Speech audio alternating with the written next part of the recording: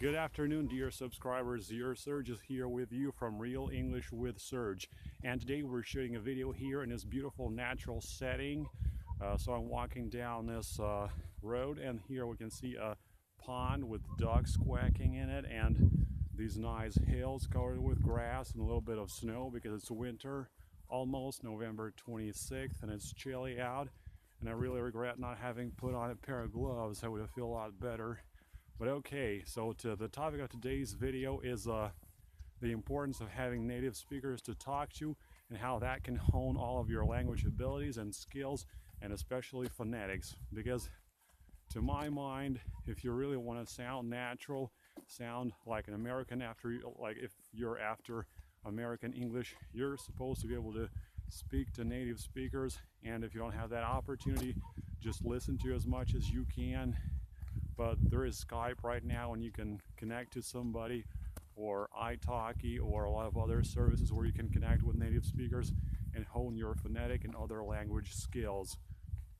Yeah, I've had contact with native speakers since 2005 when I first met an American buddy of mine here in Belgrade.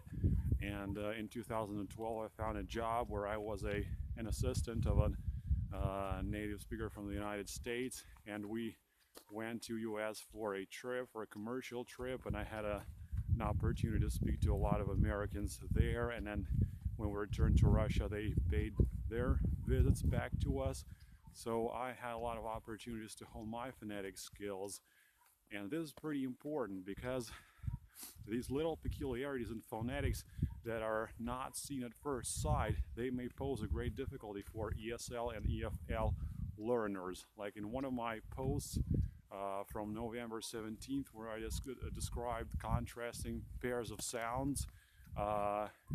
Those pair of sounds can be a real bitch for EFL and ESL learners. Those are sounds like E and E, U and or and ah. Because unless you start really practicing your phonetics and speaking to a lot of native speakers and listening to authentic video materials, it's really hard to tell the difference between those sounds. And many foreign and second language learners have hard time discerning between those two. But if you confuse those two sounds, you may really get into a confusing situation, like the famous word pairs with E and I sounds are beach or bitch, sheet or shit. Less famous word pairs are like leap and lip, or seek and sick. So you can hear the difference between those sounds, and that's pretty important. So I'm gonna link that post in my community from November 17th to this video, and those videos from the channel Sound American are gonna be there too. The other word pair that's very challenging is the word pair and ah. So the opened ah sound in American English is everywhere where there is a letter O in the closed syllable, where there's in British English the sound ah, like box or sock.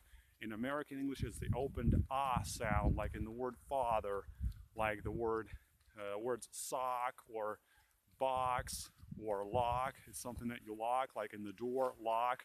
It sounds with an opened ah sound, unlike the word luck.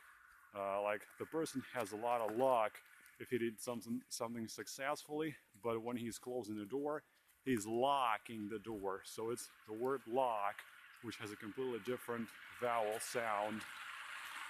But sorry about the cars. I didn't know they were gonna pass by here. The most challenging sound pair for me, especially when I talk to native speakers, when I just started like several years ago, was the oo, pair of sounds, because I didn't really know that. For example, words food is what you eat, and foot, the limb that you walk on. I didn't know that these these words, they only differed in one consonant sound at the end of those words. I thought that the vowel sounds were pretty much the same, but actually the vowel sounds are the part that's mostly different in those words, because food, oo, and foot, those are really different vowel sounds, and you have to pay close attention to telling them apart. like sound. It's a much lower sound. You have to lower your lips, and your lips are like more rounded, and it's something between the Russian sounds oo and aw, whereas the oo sound, like the word food, it's it's a more front sound, and you have to round your lips and put them like almost like a duck bill, like ooh, food. And I had a very confusing moment when I talked to a native speaker about their former president, George Walker Bush, the notorious president of the United States, and I called him George Walker Bush, Bush, like the ooh sound. And the American guy almost started mocking me, had real fun with him, saying, I don't know anything about George Walker Bush. I don't know who the Bush is. Well, the president we had was George Bush. So here's how this thing really struck me, and after that it really stuck into my mind. And the oo and sounds are really different. So I want you to pay close attention to the vowel sounds in American English, and I'm gonna again link that book, Mastering the American Accent, by Lisa Moisen. That's the book that I use teaching my students phonetics, and it's a real gem. It contains all the necessary information about vowel characteristics in the American English. And that post from November 17th, I'm also going to link it there. And I'm also going to link the whole channel on YouTube called Sounds American. It has a lot of videos on contrasting sounds, and many contrasting sounds, also like and or and because there are many contrasting pairs, so you can learn more about it. But this book, Mastering the American Accent, that's a must read for those that want to hone their phonetic skills in American English phonetics. So that's I think that's it for now. Thank you for your attention. That was a big pleasure for me shooting this vid for you in this nice scenery. I love you guys.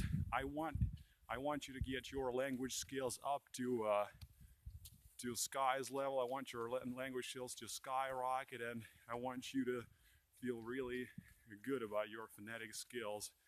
I was very glad to see you tonight. It was your Serge for Real English with Serge.